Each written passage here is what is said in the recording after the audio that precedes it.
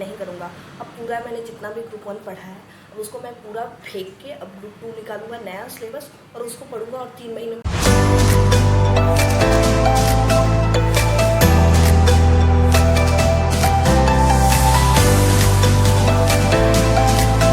Back to my channel. This is me Ayushi.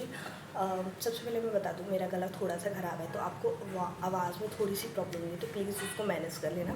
दूसरा, मेरे पास earphone अभी अवेलेबल नहीं है तो इसलिए मैं पंखा बंद करके एकदम शांति में बना रही हूँ ताकि आपको मेरी बात सुनाई दे।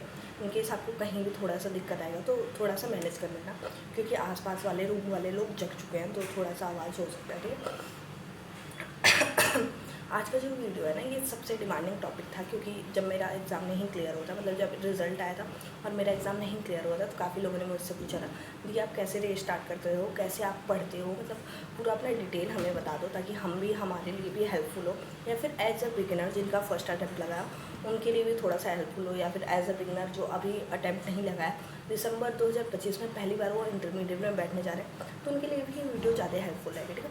तो ज़्यादा बकवास नहीं करते हैं, सही सीधे टॉपिक पे आते हैं। टॉपिक का नाम है हाउ टू रीस्टार्ट। सबसे पहले मैं बता दूं, अगर आपका अटैम्प्ट लगा है, समझना है कि आपको आगे करना क्या है। आपको फर्स्ट ग्रुप देना है, बोथ ग्रुप देना है, या दोनों ही नहीं देना है। एक 6 महीने का गैप लेके नेक्स्ट मंथ में, मतलब नेक्स्ट 6 महीने बाद आपको अटैम्प्ट देना है। मैं बता दूं, देखो ऐसा कोई नहीं है कि आपके अटैम्प्ट लगते जा रहे हैं और आप सोच रहे हो नहीं फिर मैं 6 महीने बाद दूंगा, फिर मैं 6 महीने बाद दूंगा। इससे अच्छा आप ये भी कर सकते हो ना कि आप 1 साल का पूरा गैप लो, बोथ ग्रुप को प्रिपेयर करके नेक्स्ट अटैम्प्ट में दे दो, ये ज़्यादा बेनिफिट होगा। दूसरा मैं बता दूं, अगर आप ऐसे बच्चे हो जिनका फर्स्ट ग्रुप ही नहीं क्लियर हो पा रहा है, एज लाइक मी, मेरे 2 अटैम्प्ट लग चुके हैं, तो जिनका फर्स्ट ग्रुप नहीं क्लियर हो पा रहा है, मैं बता दूं आपको रीस्टार्ट कैसे करने है। देखो पहले तो अभी यूट्यूब पे इतना सारा बवाल खड़ा हुआ है कि फर्स्ट ग्रुप के परसेंटेज कम आ रहे हैं, बच्चे कम पास हो रहे हैं। सबसे पहले मैं बता दूं ये मिथ अपने दिमाग से निकाल दूँ, क्योंकि जो 10% बच्चे, तो सबसे पहले ये मिथ निकालो कि 10% पास हो रहे हैं, ग्रुप 1 में ज़्यादा नहीं पास हो रहे हैं तो मैं ग्रुप 1 को टारगेट नहीं करूँगा। अब पूरा मैंने जितना भी ग्रुप 1 पढ़ा है अब उसको मैं पूरा फेंक के अब ग्रुप 2 निकालूंगा नया सिलेबस और उसको पढ़ूंगा और 3 महीने में पढ़ के फिर उसको पास हो जाऊँगा। ये बहुत टफ सिचुएशन है। प्लीज़ यूट्यूब के कंटेंट पे ना जाओ कि उसका 10% रिजल्ट है, बट प्लीज़ इतना भी तो देखो, मेरे 10% में जो भी 10% इंस्टीट्यूट रिजल्ट बना रहा है उसमें भी तो बच्चे पास हो रहे हैं ना। ऐसा तो है नहीं कि हमारा या आपका ही भाग्य बस ख़राब है, उस मतलब जो बच्चे 10% पे आ रहे हैं वो भी तो पास होना है ना। मैं आपको एक इंसिडेंट बता दूँ, जब जिस दिन हमारा रिजल्ट आया था एंड मैं ऐसे यूट्यूब पे स्क्रॉल कर रही थी तो उसमें ऐसे बहुत सारे कंटेंट मुझे दिखे थे। उस टाइम भी मैंने एक वीडियो बनाई थी कि हमें ग्रुप 1 के लिए जाना चाहिए क्या ग्रुप 2 के लिए। तो सबसे पहले मैं बता दूँ, मेरा एक दोस्त है जिसका क्लियर हो चुका था और मेरा नहीं क्लियर हुआ है, तो मैं इसको नहीं बोल सकती ना कि वो 10% पे आ चुका है उसका इसलिए क्लियर हो चुका है, मैं 10% से कम हो चुकी हूँ इसलिए नहीं। प्लीज़ इस पर मत जाओ कि 10% रिजल्ट बन रहा है तो हम ग्रुप 1 नहीं देंगे, फिर हम गधों जैसे मेहनत करके ग्रुप 2 देंगे। मैं हाँ, लेकिन आपका इंटरेस्ट हो, आप ग्रुप 1 पढ़ के बोर हो चुके हो, आपको उसमें नहीं समझ में आ रहा है क्या करना है कैसे करना, तो आप ग्रुप 2 के लिए जा सकते हो। बट प्लीज़ ट्राई करो कि आप ग्रुप 1 में ही रहो, अपना जो आपने पढ़ा है उसको रिविज़न करके एग्ज़ाम देना ज़्यादा बेनिफिट रहेगा मेरे अकॉर्डिंग दूसरे सिलेबस को पढ़ने के लिए। दूसरा मैं बता दूँ, सबसे पहले सॉरी मैं यहाँ से भटक गई ग्रुप 1 ग्रुप 2 में। सबसे पहले मैं बता दूँ हाउ टू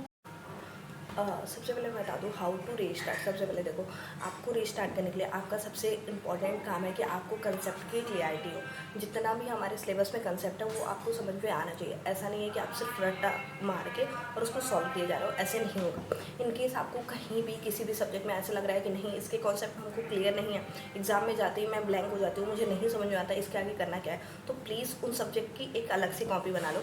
2-3 महीने हैं उसको फिर से अगेन यूट्यूब के फ्री रिसोर्सेज से पढ़ लो। मैं पेड क्लासेस का कभी एडवाइस नहीं दूँगी, क्योंकि एक तो हमारा अटैम्प्ट लगा उसमें से आप पेड क्लासेस ले लो, बहुत ज़्यादा वो हो जाएगा आप, क्योंकि और 1 मिनट और मैं आपको ये भी एडवाइस नहीं दूँगी ना कि आप 2-3-4 टीचर्स से पढ़ो, आप एक ही टीचर से पढ़ो जिसको आपको समझ में आ रहा है, ठीक है। तो आप फ्री रिसोर्सेज से लो और उनसे पढ़ो और उसको समझो और उसके कंसेप्ट क्लियर करो, ठीक है। दूसरा मैं बता दूँ रिवीजन। इन केस आपका अटैम्प्ट लग चुका है, 1-2 अटैम्प्ट लग चुके हैं, मैं अब इतना कंफर्म हूँ कि आपको कंसेप्ट क्लियरिटी आ गई होगी। आपको बस अब जहाँ प्रॉब्लम हो रही है ना वो है रिवीजन में, क्योंकि आपको नहीं समझ में आ रहा, आप रिवीजन नहीं कर पा रहे होगे, या तो आपको थ्योरी बहुत वीक होगा, आपको नहीं समझ में आ रहा होगा थ्योरी जैसे लॉ वगैरह को पढ़ना कैसे, या फिर आपका प्रैक्टिकल बहुत वीक होगा, आपको नहीं समझ में आ रहा हो प्रैक्टिकल करना कैसे। थ्योरी का मैं सबसे पहले बता दूँ, please don't go for learning. हम बच्चे नहीं हैं कि हम एक ही सब्जेक्ट को 10 बार ऐसे आंख बंद करके पढ़ें और वो हमें लर्न हो जाए। नहीं, हम बच्चे नहीं हैं। आपको क्या करना है, आपको हर मॉर्निंग में एक, जैसे हमने लॉ उठा लिया, आपको हर मॉर्निंग में लॉ को लेके एक चैप्टर आपने अगर पढ़ा तो उसको स्टार्टिंग से एंडिंग तक एक बार पूरा उसको पढ़ लो, ठीक है। फिर दूसरे दिन भी वही करो, तीसरे दिन एट लास्ट आपको ये लगेगा ना कि आपको 1 बाय 1 पूरा सीन याद हो चुका है। आपको ये नहीं होगा ना, आप, हाँ ये थोड़ा हो सकता है ना कि आपको ऐसा ना हो कि मतलब पूरा पर्टिकुलर जैसे इंग्लिश में होता है वैसे नहीं याद होगा, बट हाँ आपको थोड़ा सा समझ में आने लगा होगा।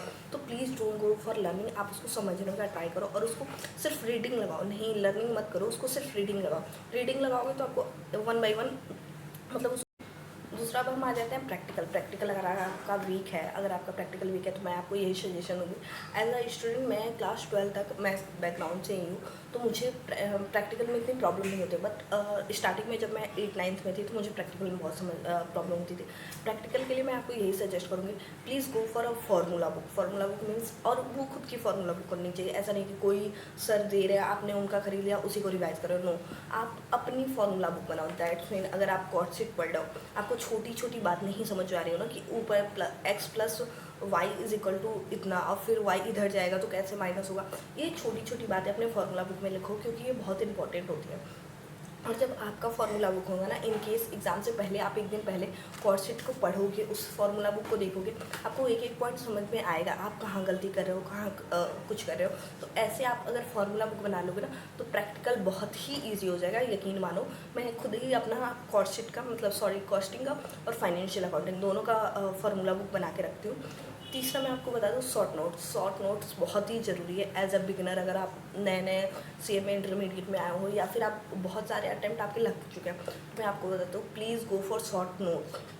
प्लीज़ पूरा एग्ज़ाम से एक दिन पहले, हमारे पास इतना टाइम नहीं होगा, एक ग्रुप दे रहे हो तब तो थोड़ा सा और टाइम होगा, बट अगर आप बोथ ग्रुप दे रहे हो तो बिल्कुल भी टाइम नहीं होगा। इसके लिए मैं आपको यही सजेस्ट करूँगी, टैक्सेशन, कॉस्टिंग, लॉ, ऐसे सारे सब्जेक्ट के ना प्लीज़ शॉर्ट नोट्स बना लो, ताकि एग्ज़ाम के अगर 15 मिनट पहले भी ना आप वो शॉर्ट नोट्स 10 से 15 पेज का होगा और आप अगर उसको एक बार देख लो ना तो आपको पूरा लर्निंग हो जाए, ठीक है।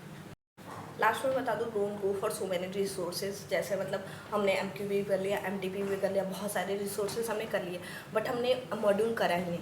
ऐसा नहीं करना है, आपको सबसे पहले मॉड्यूल को वो देना है, प्रेफरेंस देना। उसके बाद भी अगर आपसे कोई छो पा रहा है तो आप उसको करो। ऐसा नहीं है कि आप पहले मॉड्यूल छोड़ के बाकी सारे प्रीवियस ईयर वगैरह वगैरह वगैरह स्कैनर वगैरह सब कर लो और मॉड्यूल करें ना, ये नहीं चलेगा। और अगर आपके अटैम्प्ट लग रहा है ना तो मैं आपको एक सजेशन दूँगी ना, प्लीज़ गो फॉर स्कैनर। 1500-1600 में आपको स्कैनर के चारों मतलब पार्ट मिल जाएंगे। अगर आप ग्रुप 1 में हो, ग्रुप 2 में भी हो तो आपको 1500-1600 आई थिंक, मैंने अभी तक लिया नहीं है बट मेरे दोस्त ने लिया है, तो आई थिंक 1500 से 1600 में आपके स्कैनर आ जाएगा। तो स्कैनर के लिए जाओ। दूसरा मैं आपको 2 ही रिसोर्स कहूँगी कि करने के लिए, सबसे पहले आप मॉड्यूल कर लो CMA इंटरमीडिएट का, ठीक है, जो हमारे मॉड्यूल है जो हमें ICMI प्रोवाइड करता है। दूसरा आप स्कैनर कर लो, दोनों कर लिया, आपको और कुछ भी करने की ज़रूरत नहीं है। प्रीवियस ईयर वगैरह वगैरह सर के, ये इन सर के नोट्स, इन सर के बुक, ऐसा कई बार होता है ना कि हम लोग दूसरे सर के किताबें खरीद लेते हैं, तो उसमें प्रॉब्लम हो जाती है ना। वो उनका ट्रिक है, उनके समझाने का ट्रिक है कि वो कैसे समझाते हैं, आपको वो नहीं समझ में आएगा। तो प्लीज़ अब लास्ट टाइम में अगर आपने एक टीचर से पढ़ा है तो अब लास्ट टाइम में अपने टीचर्स को मत बदलो, ठीक है।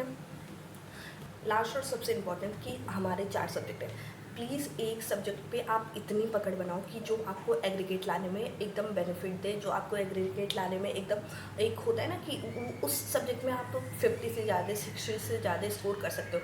तो ऐसे सब्जेक्ट को, एक सब्जेक्ट को आप अपना बना लो। ऐसे जैसे मुझे लॉ और फाइनेंशियल अकाउंटिंग दोनों पसंद है, तो मैं अपने लॉ में ऐसे पकड़ बनाती हूँ ना कि अगर मेरा सब में 40-40 आ भी गया और अगर एग्रीगेट नहीं बन पाया तो लॉ में मैं ऐसा करूँगी उसमें 60 से अबव आ जाएगा। तो प्लीज़ एक सब्जेक्ट को अपना हथियार चुन लो कि हाँ इसमें मुझे बेस्ट करना है, जो भी आपके अकॉर्डिंग जो भी अच्छा हो उसको चुन लो कि तो एक सब्जेक्ट को आप अपना इतना पावरफुल बनाओ कि उससे आप एग्रीगेट और जो काम है आप उससे कर सको और ज़्यादा आपको मेहनत करने की नहीं ना पड़े। तो बस इतना ही। और मेरे से एक लोगों ने पूछा था ना कि दी आप अपना टाइम टेबल बता दो। सबसे पहले बता दूँ, मैं आपको कितना भी टाइम टेबल बता दूँ आपके लिए वो बेनिफिट नहीं होगा। आपके लिए आपका खुद का टाइम टेबल बेनिफिट होगा, आप कैसे पढ़ रहे हो। देखो मैं एक ऐसी इंसान हूँ ना जो टाइम टेबल बना के नहीं पढ़ती हूँ। मैं ऐसे करती हूँ ना कि इतने दिनों में मुझे ये कंप्लीट कर लेना है। अगर मैं एक सब्जेक्ट लेके बैठती हूँ पढ़ने, मुझे उसमें इंटरेस्ट आ जाता है, 3-4 दिन तक मैं दूसरा सब्जेक्ट नहीं छूती। तो मेरे टाइम टेबल और आपका टाइम टेबल बहुत ही दूर का हो जाएगा, क्योंकि आपका अलग है मेरा अलग है, तो वो कुछ काम का नहीं होगा। तो मैंने ये नहीं सोचा कि मैं शेयर करूँ। तो बाकी के लिए इतना ही। अगर आपको इसमें कोई भी पार्ट अच्छा लगा तो मुझे बताना, या फिर कोई सजेशन और भी चाहिए हो, या फिर किसी और भी टॉपिक पर वीडियो चाहिए हो, तो आप मेरे टेलीग्राम चैनल पर बता देना। टेलीग्राम का लिंक मुझसे बहुत लोग मांग रहे थे, तो वो मेरे मतलब चैनल को ओपन करोगे तो मिल जाएगा, मुझे पता नहीं उसको क्या बोलते हैं, या तो मैं अपने इस कमेंट में पिन कर दूँगी टेलीग्राम चैनल का। आपको नेक्स्ट जिस भी टॉपिक पे वीडियो चाहिए आप मुझे कमेंट करना, मैं ज़रूर लाऊंगी। Thank you for watching, bye.